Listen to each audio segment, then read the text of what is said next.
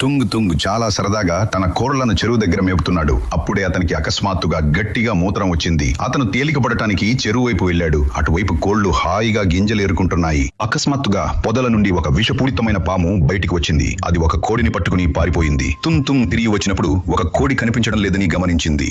నిజం తెలుసుకోవడానికి చెట్టు చాటును గమనించాడు. కొద్దిసేపటికి అదే విషపాము మళ్లీ వచ్చి ఇంకో కోడిని ఎత్తుకుపోయింది. తన కోళ్లు మాయమవ్వడం వెనుక ఇదే పాముందని తుంగ్ తుంగ్ నమ్మకం కలిగింది. కోపంతో పామును వెంబడిస్తూ చెరువు గట్టుకు చేరి, ఓయ్ పామా, నా కోడిని తిరిగిచ్చేయి, లేకపోతే నిన్ను బ్రతకనివ్వను అని అరిచాడు. అప్పుడే నీటి లోపల నుండి పెద్ద లావైన పాము బయటకొచ్చింది. తుంగ్ తుంగ్ ఏదైనా గ్రహించే లోపే పాము అతన్ని తన పడగతో చుట్టేసుకుని చంపేసింది. కొంతసేపటి తర్వాత గ్రామ సర్పంచ్ చెరువు పక్క నుండి వెళ్తున్నాడు. తుంగ్ తుంగ్ శవంపై అతని చూపు పడగానే అతను కంగారు పడ్డాడు. అతను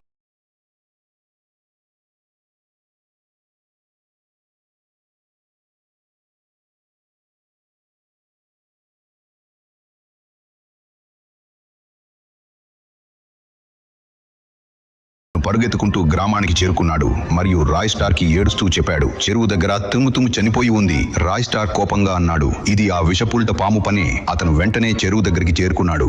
తుంగును పాతిపెట్టి ప్రతీకారం తీర్చుకుంటా అని శపథం చేశాడు. చెరువు గట్టున నిలబడి అరిచాడు, ధైర్యం ఉంటే రా.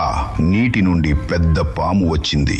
రైస్ స్టార్ పై దూకబోతుండగా అతను అన్నాడు, మిత్రులారా, సబ్స్క్రైబ్ చేసి శక్తినివ్వండి. అతని శరీరం నుండి కాంతి వెలువడి ఆ శక్తితో పాము భస్మమైంది.